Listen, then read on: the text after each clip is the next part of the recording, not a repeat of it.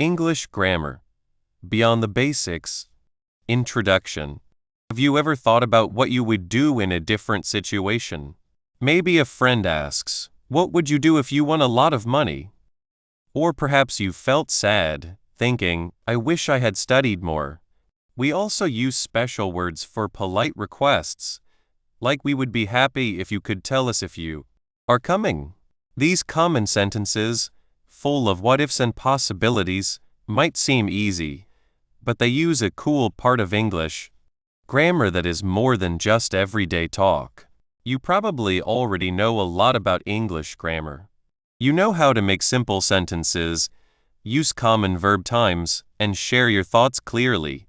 That's great! This book is for you.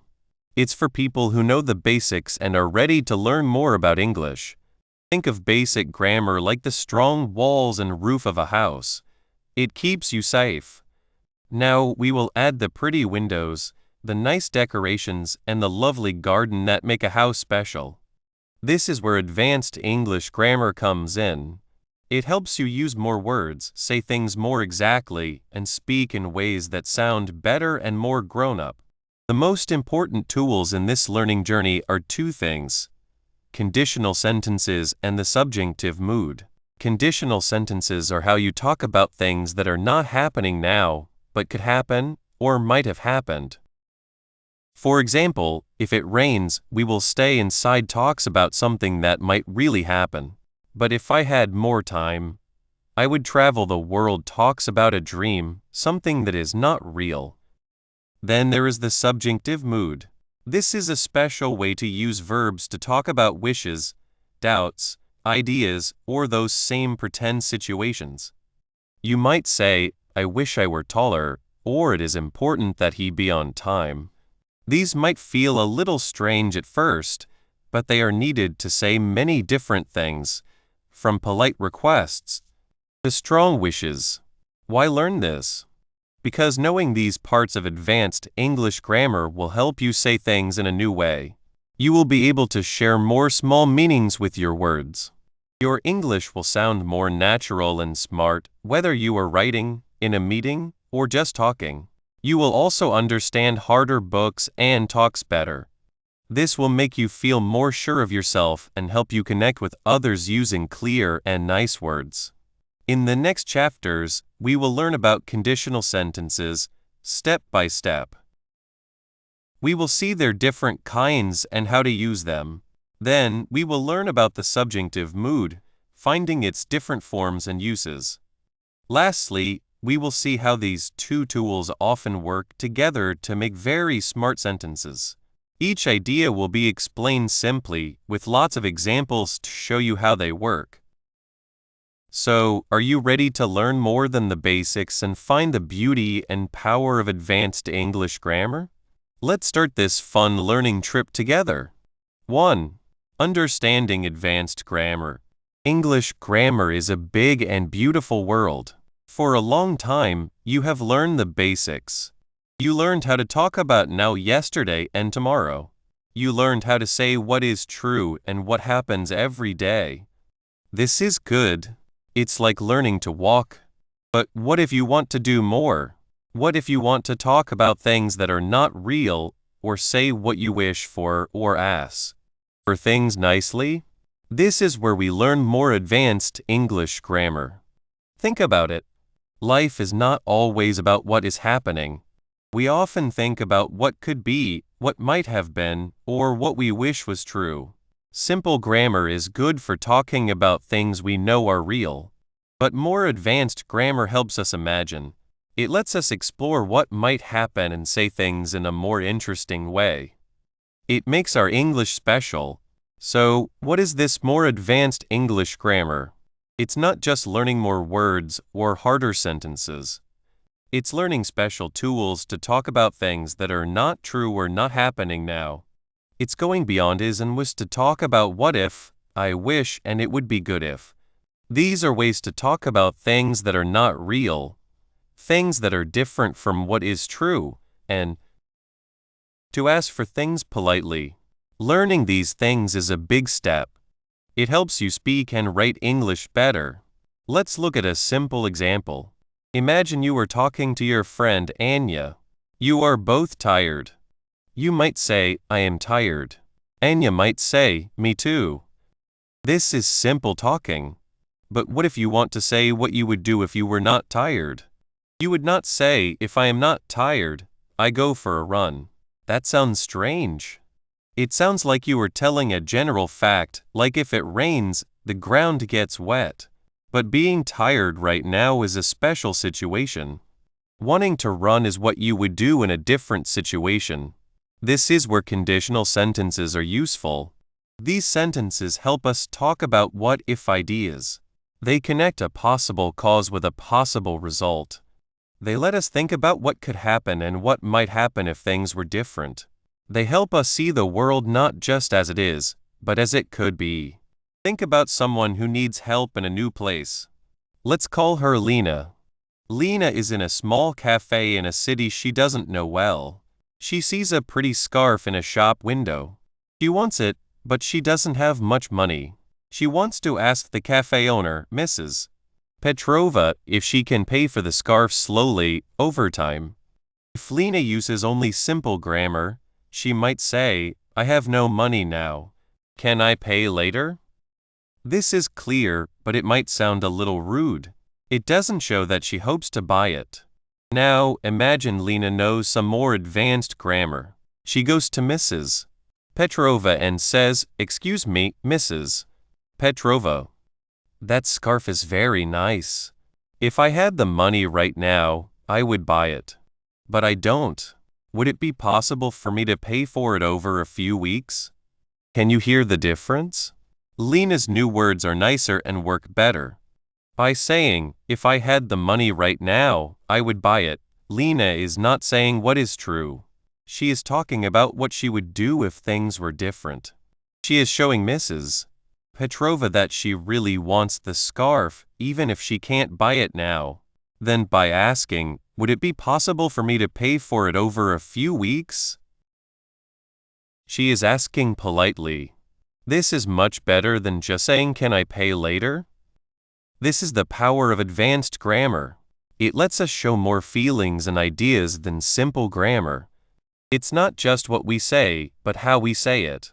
Besides conditional sentences, we have another important tool for talking about things that are not real or unlikely.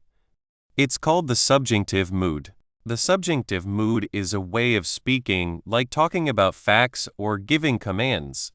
The subjunctive mood is used for wishes, doubts, ideas, and polite requests where the result is not certain or is even the opposite of what is true. It makes things sound more formal and polite.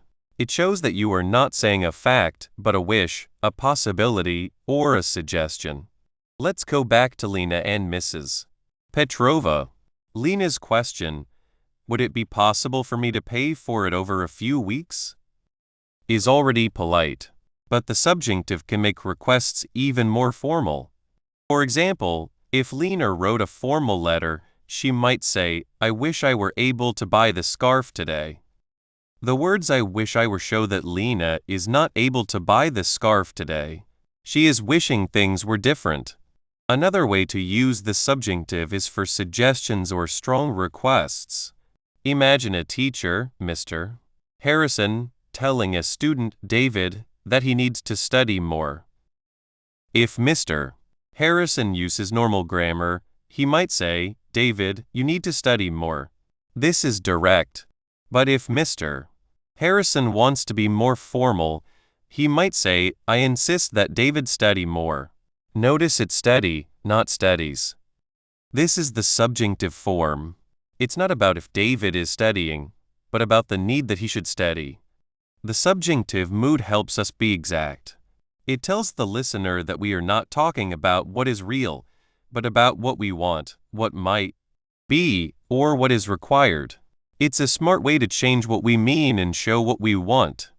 So, why are conditional sentences and the subjunctive mood called advanced? Because they talk about ideas that are not simple facts. Simple grammar is about things we can see or know. The dog barks. She ate breakfast. Conditional sentences and the subjunctive mood let us talk about things that are not real or not certain. They let us explore what could happen, what we wish for, and what is not sure. Conditional sentences help us see how things might connect in unreal situations. They let us say, if I had more time, I would learn to play the guitar. This is not about now, it's about what could happen if something else was true. The subjunctive mood lets us say what we wish for, suggest, or demand instead of what is happening. For example, it is important that everyone be on time uses the subjunctive be to show a requirement, not a current fact. These advanced ways of speaking are not just more rules. They give you more ways to express yourself. They let you show more feelings, ideas, or how sure you are. When Lena said, "If I had the money right now, I would buy it," she showed she wanted the scarf and explained why she couldn't buy it. When Mr. Harrison said, "I insist that David study more," he showed a strong, formal need. Simple grammar can't show these small differences. Think about how we show we are sure about something. Simple grammar often shows high certainty. It is raining. He will arrive tomorrow. Advanced grammar lets us show different levels of not being sure or being sure about something that is not real. If it were raining, I would stay inside. This uses the conditional to talk about a pretend situation and what would happen. The subjunctive, like "and I doubt that he is telling the truth," shows we are not sure about something that is happening now. Being able to show these small differences makes your English better. Learning conditional sentences and the subjunctive mood is important if you want to be very good at English. They help you make more complex sentences and are needed for formal speaking and writing. When you use these tools well, your English will sound more natural, more exact, and more impressive. You will be able to talk about what might happen, say what you hope for clearly, and ask for things nicely. These ideas might seem hard at first, like climbing a tall hill. But remember Anya and Lena. They started with the basics. With a little learning and practice, they found new ways to say things. Advanced grammar is not about memorizing rules. It's about learning new ways to think and talk. It's like adding more colors to your painting. Now that we know why advanced grammar is important and how much it helps us express ourselves, we are ready to learn the details. We will start with the most common and useful tool for talking about pretend situations: conditional sentences. Let's start learning to fly. 2. Mastering conditional sentences. English words help us share our thoughts. We use them to talk about now, before, and later. But what about things that are not real? What about wishes or things we wish were different? This is where special words come in. They let us imagine other possibilities. These are called conditional sentences.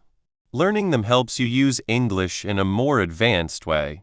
Think about a time you missed a chance. Maybe you did not try for a job because you did not think you were good enough. Or you did not speak in a meeting because you were scared to say the wrong thing. We remember these times. English has a strong way to look at them again, to learn from them. Conditional sentences let us do this. We can think about things that are not real, wish for things, or think about what could have happened. When you learn to use them well, you can say things more clearly and with more feeling. Let's start with a simple idea. Your friend Sarah is always late. You might say, "If Sarah is late, we will miss the train." This is a common kind of conditional sentence. It talks about something that might happen in the future. If Sarah is late, then you will likely miss the train. This is called the first conditional. In the if part, we use the simple present tense. In the other part, we use will and the basic form of the verb. It is useful and about things that can really happen. But what if Sarah is never late? Or what if you know you will still catch the train even if she is late because the train is always late? In these cases, the situation is not likely to happen. It is something that is not real now or is not likely to happen later. This is where the second conditional is used. We use it to talk about things that are not real now or are not likely to happen. The order is if plus past simple with plus base verb. For example, instead of if Sarah is late, we will miss the train, you could say, if Sarah were late, we would miss the train. See, the change is becomes were. Even if Sarah is a boy, we often use were in the second conditional for everyone. This were shows we are talking about something that is not real, not a fact. This sentence means Sarah is usually on time, or you do not think she will be late this time. It is a soft way to talk about something that is not very likely. Let's try another example. You see a very nice, but very costly house. You might think, if I had a lot of money, I would buy this house. Here, had is the past simple of have. This sentence does not mean you have no money, but it means you do not have enough money to buy this house right now. The situation, having lots of money, is not real for you now. So buying the house is also not real now. This is a common way to wish for something or dream about now or the future. It is about imagining a different life. The second conditional is also great for giving advice. If your friend is sad, you could say, if I were you, I would talk to someone about it. You are not really your friend, so if I were you shows this is advice for a situation that is not real. It is a kind way to help without telling people what to do. Now let's think about the past. We all wish we had done some things differently. Maybe you did not study for a test and you failed. You might think, if I had studied harder, I would have passed the exam. This is the third conditional. It is used for things in the past that did not happen. We imagine a different past. The order is, if plus past perfect would have plus past participle. Let's look closer. The if part uses the past perfect tense. The past perfect is had plus the past participle of the verb like had studied, had seen, had gone. This tells us we are talking about something that was finished before another thing happened in the past. In our example, if I had studied harder, the studying happened before the test. The other part of the sentence uses would have plus the past participle. This tells us what would have happened in the past if things were different. I would have passed the exam.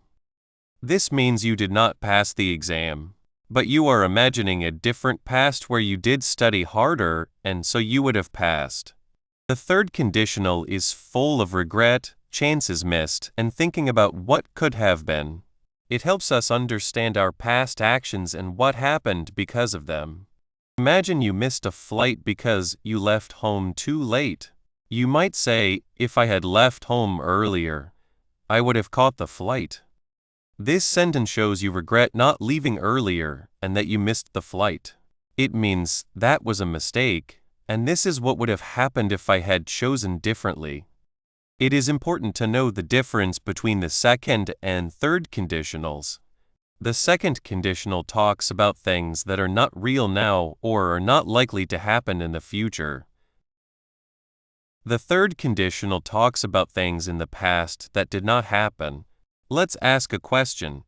How does changing the words change what the speaker thinks about the unreal situation?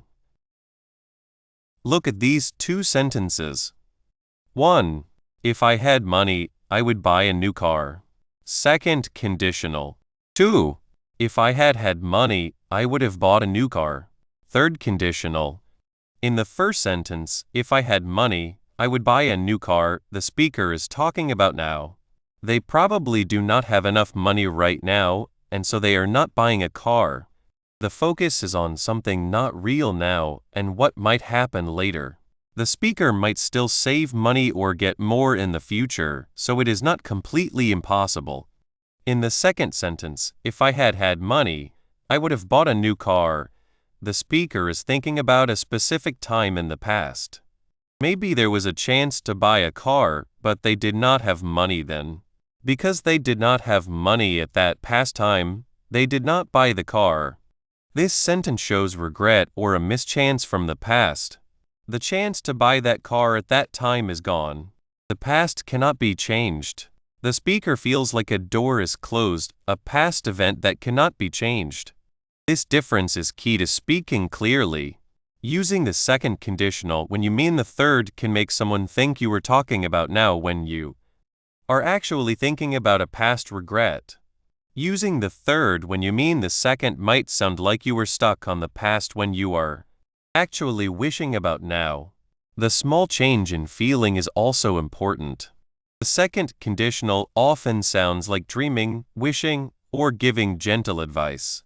The third conditional often sounds like regret, blaming yourself or others, or thinking again about past choices. But what if a situation involves something that happened in the past and something that is happening now? Or something happening now and something that happened in the past? This is where mixed conditionals are used. They are a bit harder, but they let you say things in very detailed ways. One common type of mixed conditional joins the third conditional unreal past with the second conditional unreal present. The order is if plus past perfect, would plus base verb. Let's look at an example. If I had studied harder in university, I would have a better job now. Here, the if part if I had studied harder in university is a third conditional.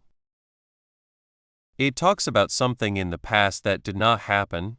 The speaker did not study harder in university. The result part I would have a better job now is like a second conditional. It talks about something that is not real now. Because the speaker did not study harder in the past, they do not have a better job now. This is a common way to show regret about past actions that still affect the present. Another type of mixed conditional joins the second conditional unreal present with the third conditional unreal past.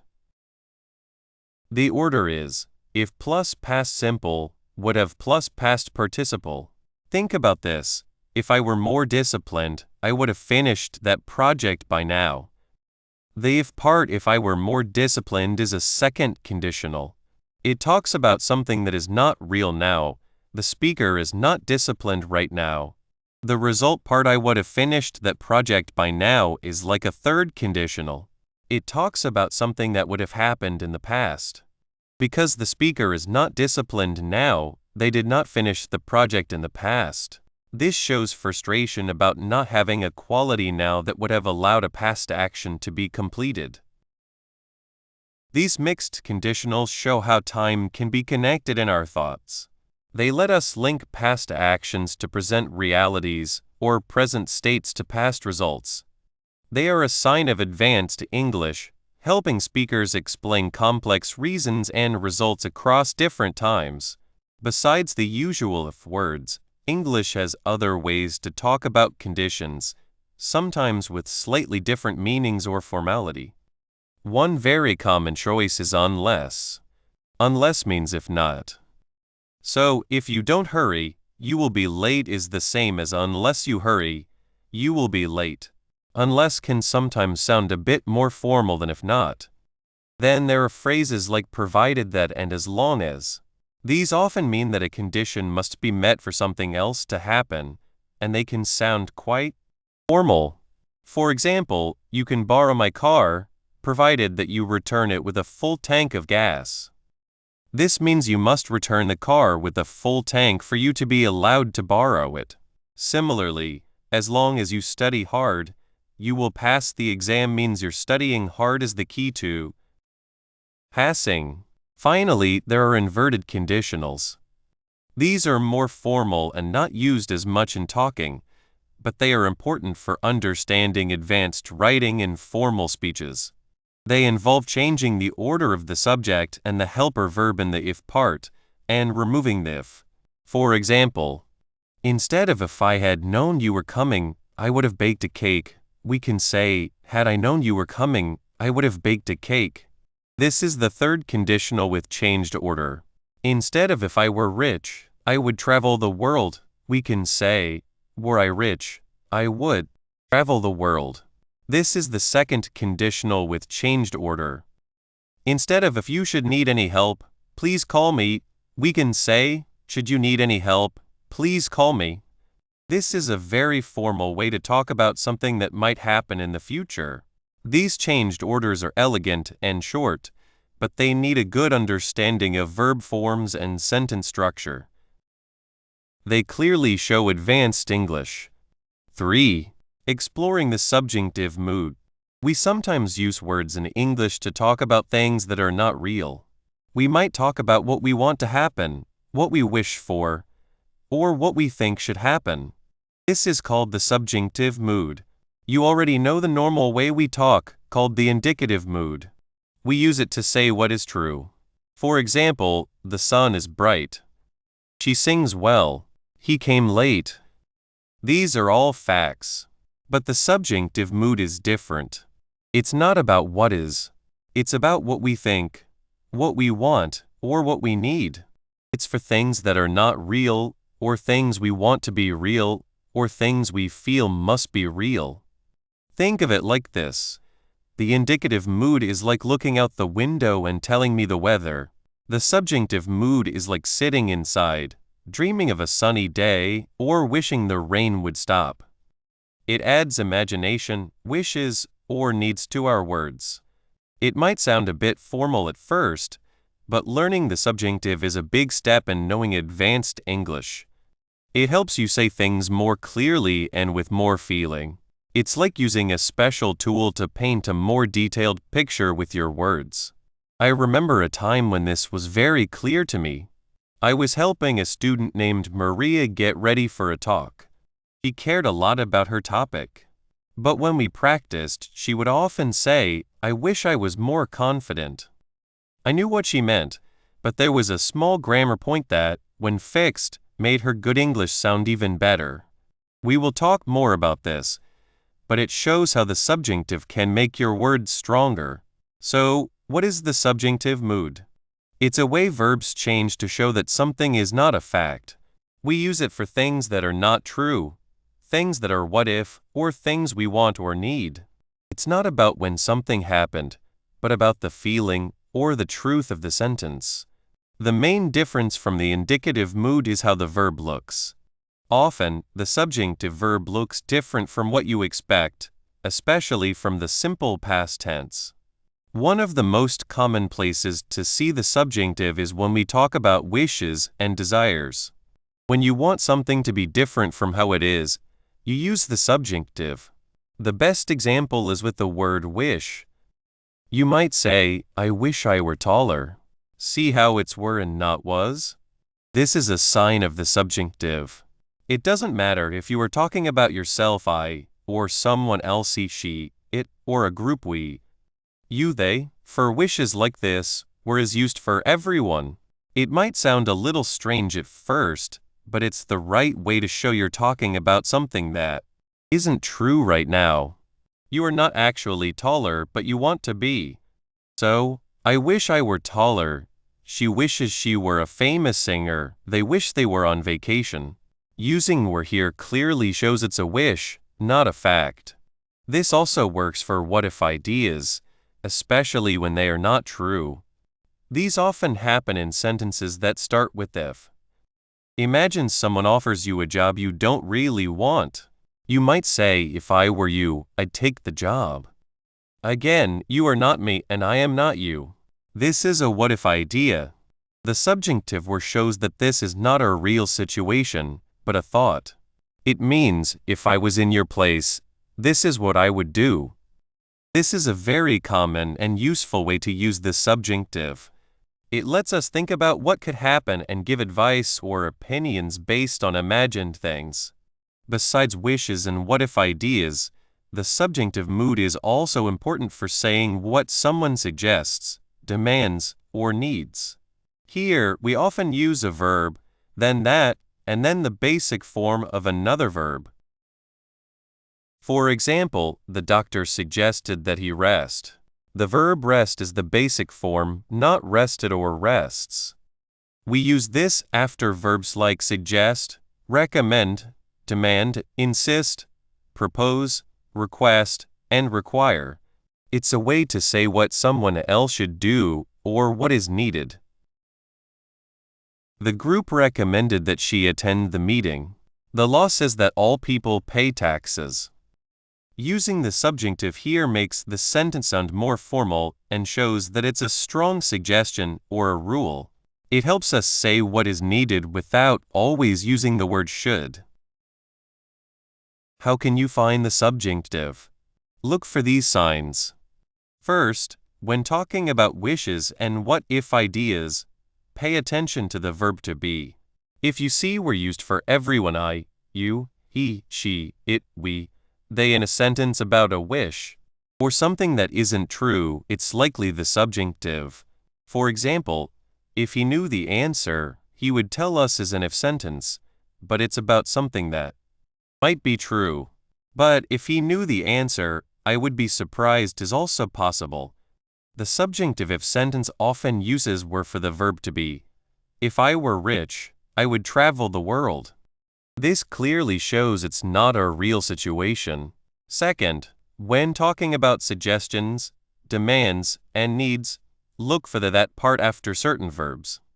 If the verb after that is in its basic form like go, be, do, study, work, even if the subject is singular and it's happening now, you are probably seeing the subjunctive. For example, it is important that he be on time. Here, be is the basic form, not is. This is the subjunctive showing that it's needed. The subjunctive mood can make your English sound more formal, exact, and smart. It shows you know advanced grammar because it lets you express ideas in a more detailed way. It helps you clearly show the difference between what is real, what is imagined, what is wanted, and what is needed. Now, let's go back to what Maria said. She said, "I wish I was more confident." Many people say this when they talk casually. But the correct and more formal way to say this wish is, "I wish I were more confident." The subjunctive shows that this is a what-if situation. She is not as confident as she wants to be right now.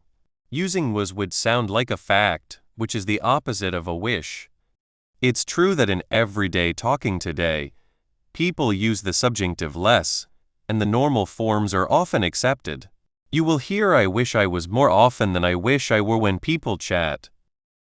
But in formal writing, in important papers, in school, and when you want to say things very clearly and nicely, the subjunctive is still important. Knowing it shows you understand English grammar better and helps you speak and write well in more situations.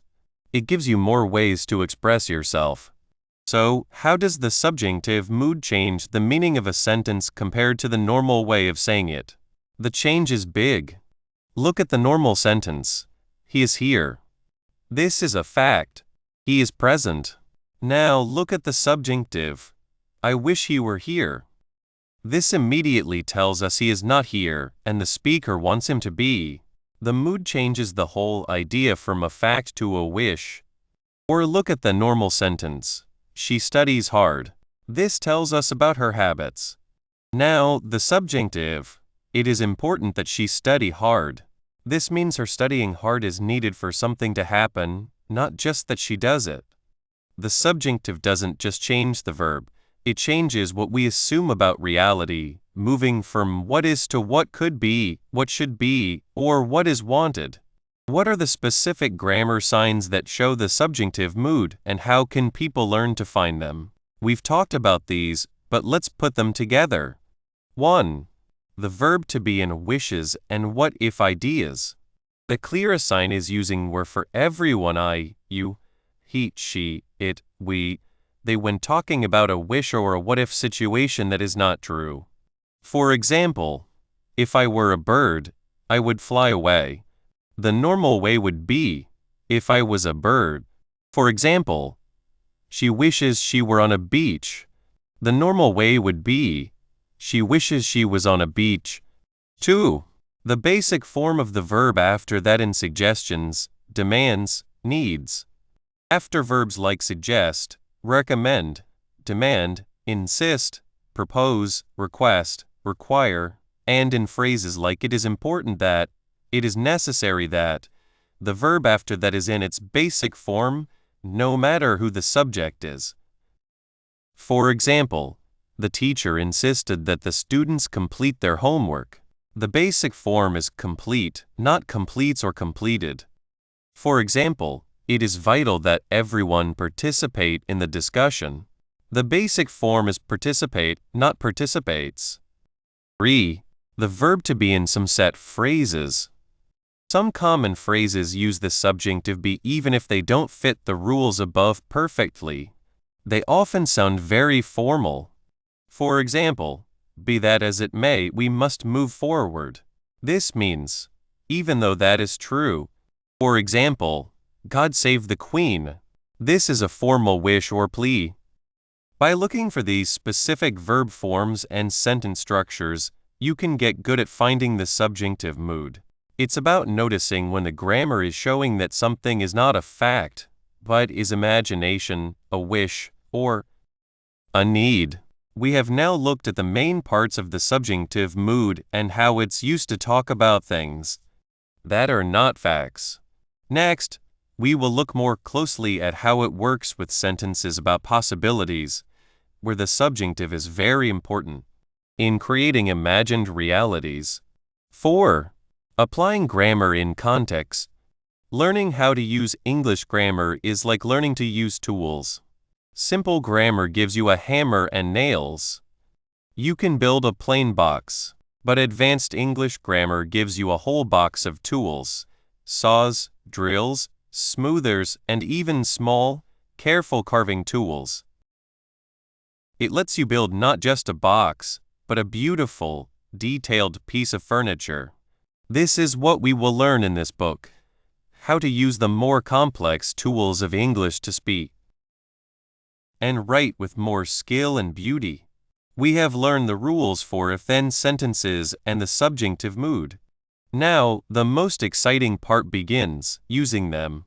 It is one thing to know that if I were you, I would is a certain kind of sentence. It is another thing to feel sure saying it when you want to give advice. This part is all about making that step. We will see how these sentence forms are not just for tests. They are very important for talking clearly, politely, and with a bit of style in everyday life. Using grammar in real situations, think about a time you wanted to explain something that might happen, or something you wish were different. How did you say it?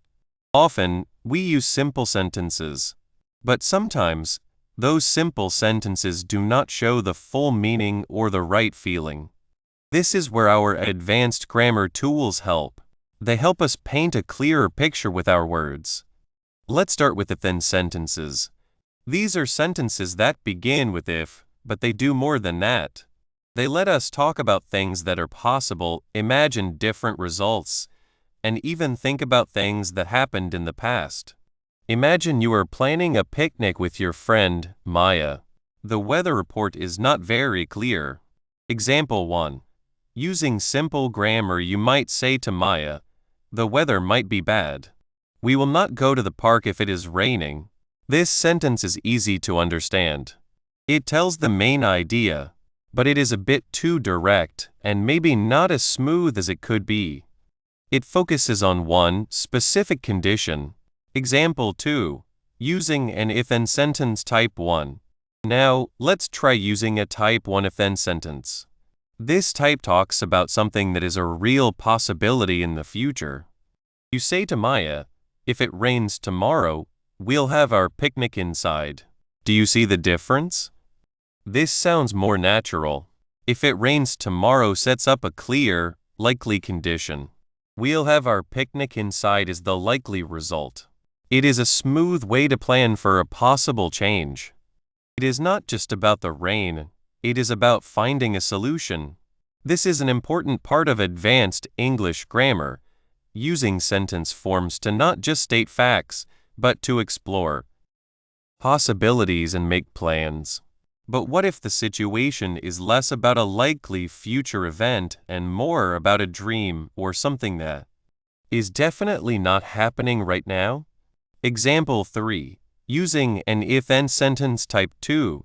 Let's say you are looking at a beautiful house, but it is very expensive. you know you cannot buy it. You might think to yourself, or say to a friend, if I had $1 million, I would buy that house. This is a type 2 if-then sentence. Notice the past tense had and would buy. This form is perfect for talking about things that are not likely or are impossible right now. It is a way to explore a made-up situation. You are not really expecting to get $1 million tomorrow. You are just imagining what you would do if you did. This is a powerful tool for expressing dreams or fantasies. Now, let's think about things we regret from the past. We all have them, things we wish we had done differently. Example 4. Using an if-then sentence type 3.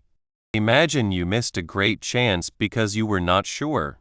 You are talking to a friend later. You might say, if I had known about the job opening earlier, I would have applied. Here, we use had known and would have applied. This is a type 3 if-then sentence. It is used to talk about a made-up situation in the past and its made-up result. You did not know earlier and you did not apply. This form lets you express regret or think about a different past. It is a way of saying things could have been different. When would a person who speaks English as their first language naturally choose to use a specific if-then form, like type 2 instead of type 3, to show a particular meaning? It all depends on the time and the truth of the situation. Type 1 if plus present simple, will plus base verb. This is for real possibilities in the future. If it is sunny, we will go to the beach. This is a likely situation. Type 2 if plus past simple, would plus base verb. This is for unlikely or impossible situations now or in the future. If I were a bird, I would fly south for the winter. You are not a bird, so this is impossible. Or, if I had more time, I would learn to play the guitar. You probably do not have more time right now. Type 3 if plus past perfect, would have plus past participle. This is for made-up situations in the past. That cannot be changed. If you had studied harder, you would have passed the exam. The exam is over, and you cannot change the studying you did or did not do. Native speakers naturally pick the form that matches what they are thinking about the situation. They are not consciously thinking, this is type 2. Instead, they are thinking about the unreality of the present or the impossibility of changing the past, and the grammar comes from that thought. Besides possibilities and regrets, advanced English grammar also gives us the subjunctive mood. This might sound a bit formal, but it is very useful for expressing wishes and making polite, sometimes urgent, requests. Let's go back to Maya. You were talking about your dream vacation. Example 5. Expressing a wish subjunctive. You say, I wish I were on a beach right now. Here, were is used instead of was. This is the subjunctive mood. You are not on a beach right now. You are somewhere else, perhaps working or studying. The subjunctive word clearly shows that this is a wish, a desire for something that is not true now. It adds a feeling of longing. How does the feeling of a sentence change when the subjunctive mood is used for a request or a wish, compared to a similar sentence using the normal mood? The difference is small but important. Look at these two sentences, both asking someone to be quiet. Normal, please be quiet. This is a direct request. Subjunctive, I request that you be quiet, or it is important that you be quiet. In the second example, be quiet uses the basic form of the verb, which is the subjunctive. This sounds more formal and often more polite or more firm, depending on the situation. It is not just a simple request, it is a formal requirement or a strong suggestion. The subjunctive adds a layer of authority or seriousness. Let's look at another example, this time with recommendations. Example 6, making a recommendation subjunctive. Imagine your friend Leo is looking for a new book to read. You really liked a book you just finished. You might say, I recommend that he read this book. Again, read is the basic form, the subjunctive. This is a formal recommendation. It is stronger and more direct than saying, I think he might like this book. The subjunctive here makes your suggestions seem more important. It is a way to say that something is needed or strongly suggested.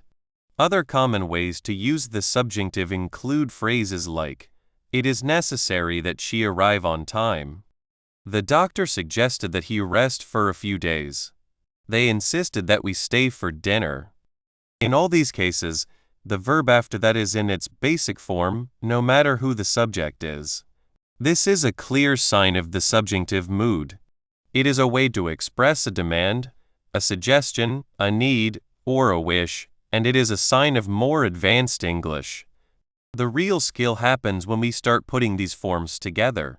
Advanced English grammar is not just about knowing separate rules.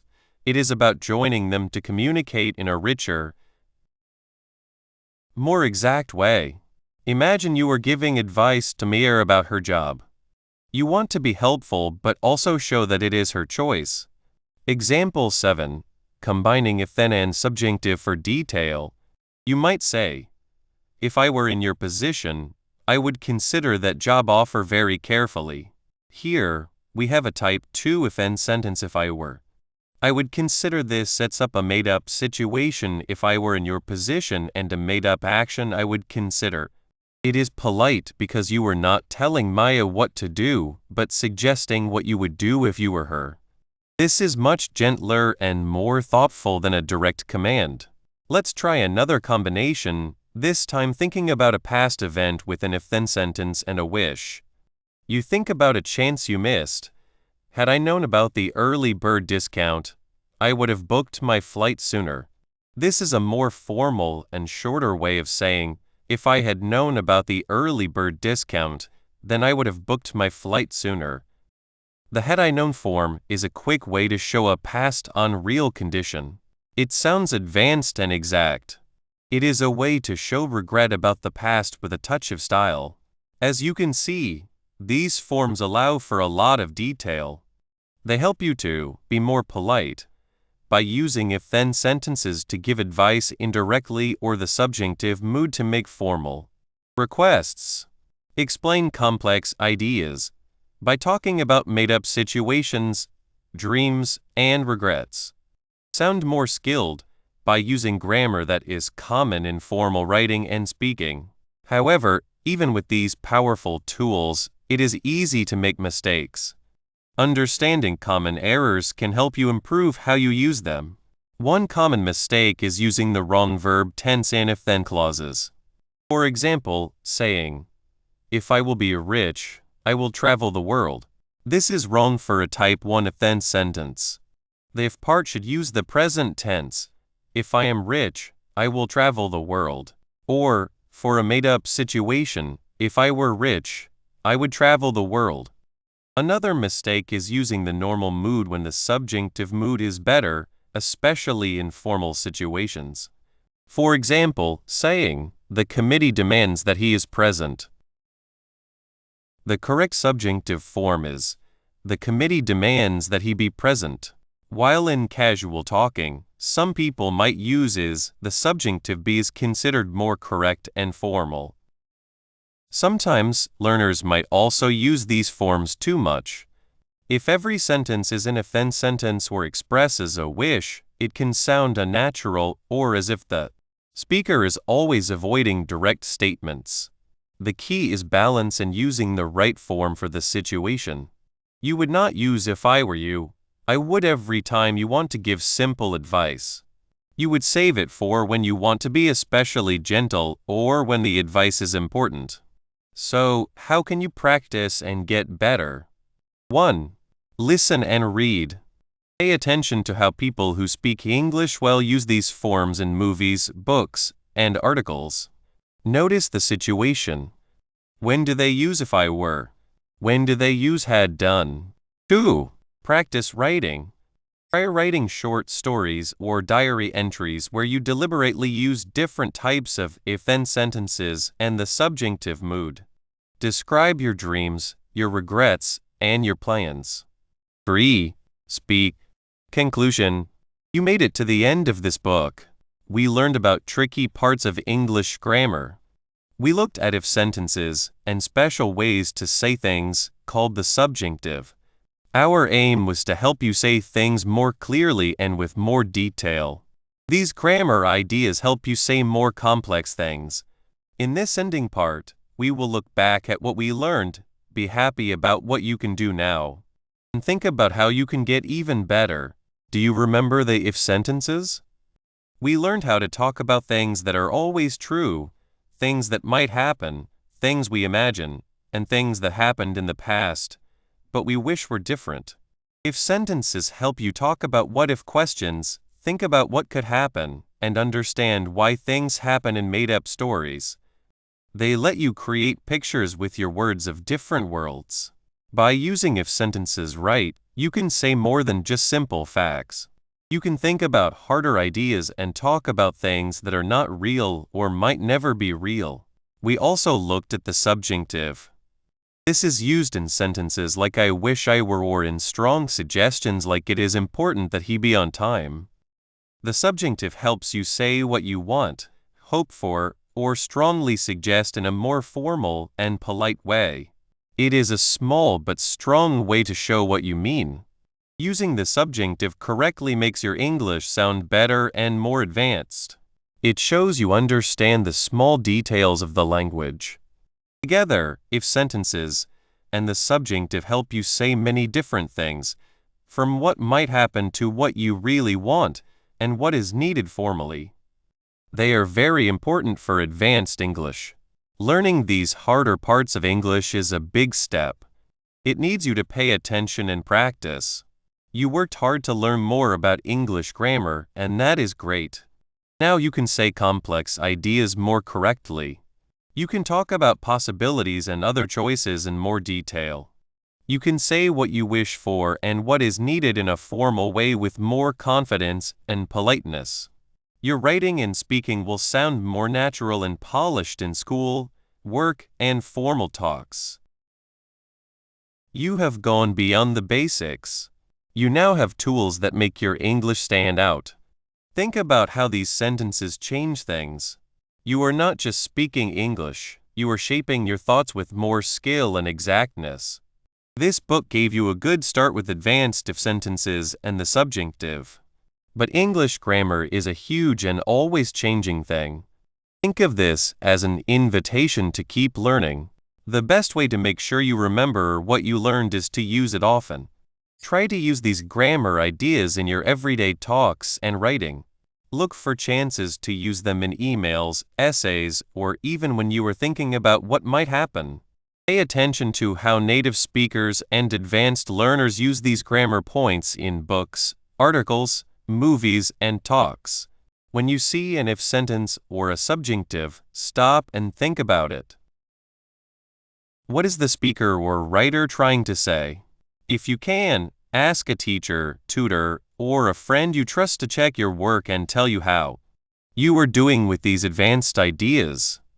By continuing to improve how you understand and use advanced English grammar, you will reach new levels of clarity, persuasiveness, and expression. You now understand English grammar better. This helps you talk with more skill and confidence. We are sure you will keep using these strong tools to make your English better. Thank you for joining us on this trip through advanced English grammar. We hope your future talks are clear, exact, and said beautifully. Keep learning.